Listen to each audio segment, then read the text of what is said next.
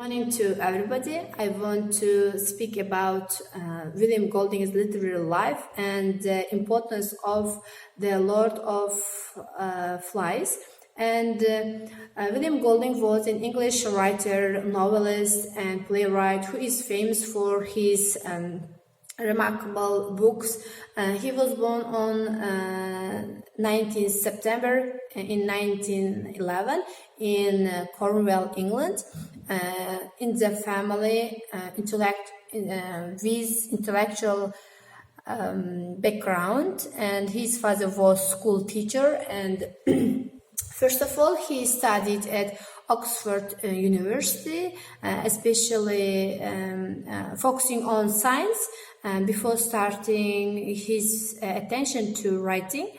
But after finishing university, he started working as a teacher at school, and then he developed a passion for literature, classical texts.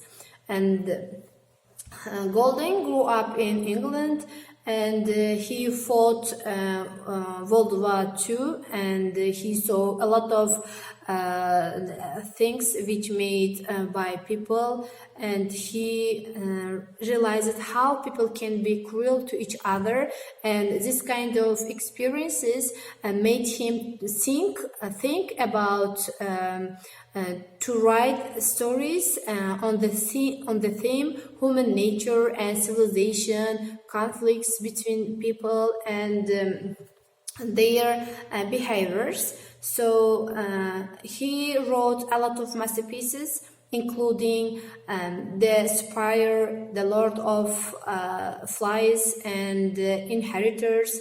The Lord of Flies was very famous. At first it wasn't popular, and then later people loved to read it, and nowadays it is read at the schools in London.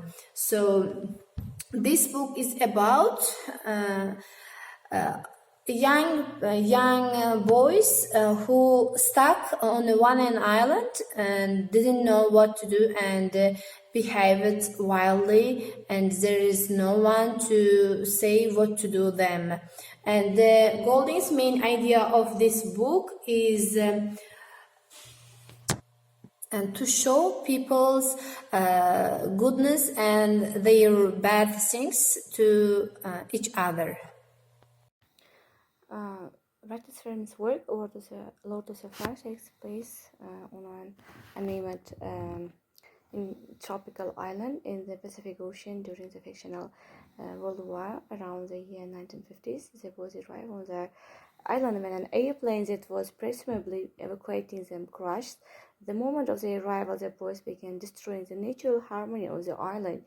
Scorched land where the airplane crashed, ripping up the trees, is described as a scar. The boys set a fire that burns out of control, kills the wild pigs living on the island, use the beach as a bathroom, and finally burns the entire island so that it is scorched up like dead wood.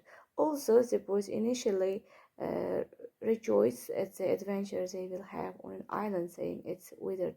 The island itself is described as an inhospitable terrain, as though the island is attempting to reject its new inhabitants. Coconuts are skull-like, the sun's rays are invisible arrows. The sound of the trees rapping against each other is evil.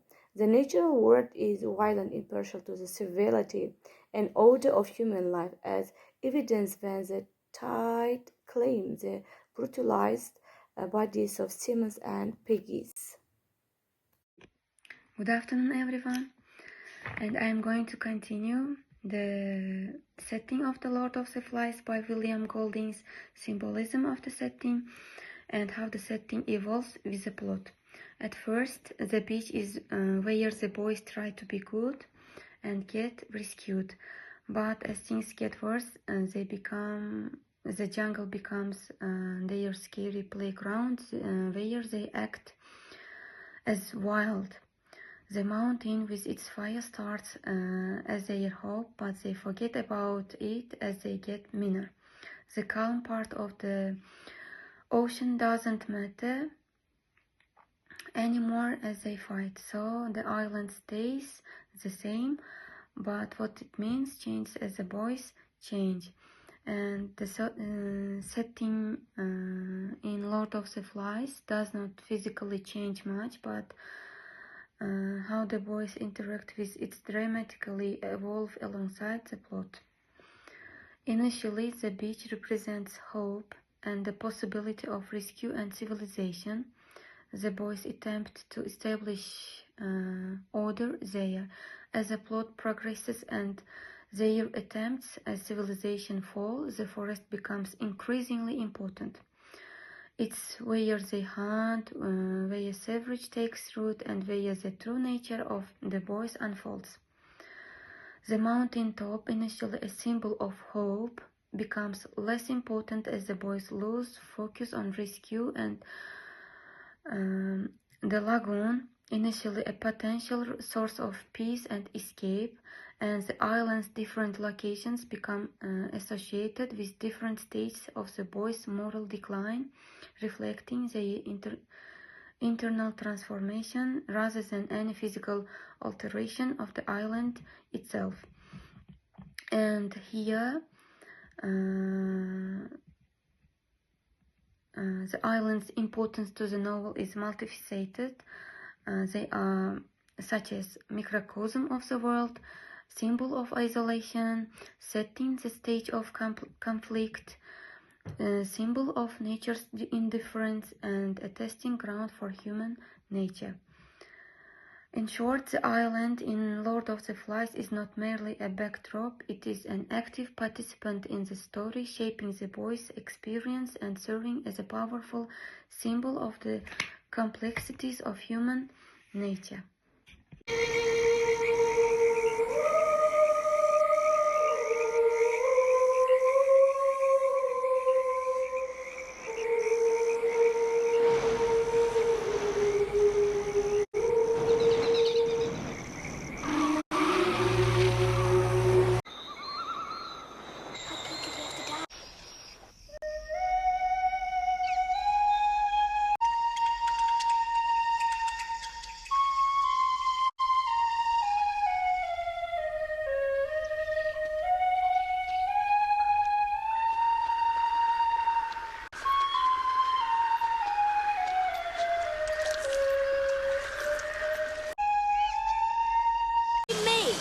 No parents, no teachers, no academy, no girls.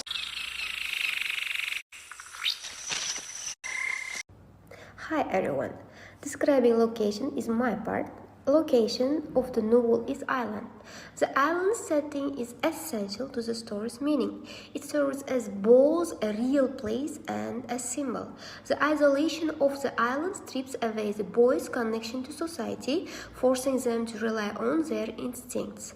Key feature of the setting, like the scar, represents how humans can harm the natural world, while the lagoon and forest symbolize safety and danger. This duality mirrors the story's themes of the civilization versus savagery and order versus chaos. The setting also amplifies the character struggles as they fight for survival and wrestle with their morality. Personally, I think the island acts like a small version of the world itself, a reminder of how fragile order can be when rules disappear.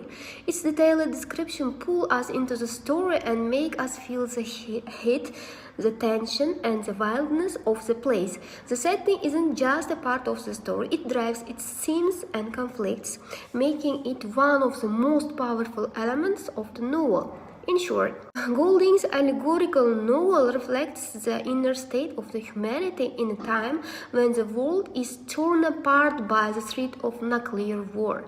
Using children, he emphasizes the universality and eternity of the struggles. In opinion, I see the story as a depiction of the conflict between our basic instincts such as survival and position and the sense of responsibility that defines modern society. As Golding himself said, what is in a book is not the author but what the reader takes from it. For me, this work serves as a powerful reminder of the importance of following rules and structure.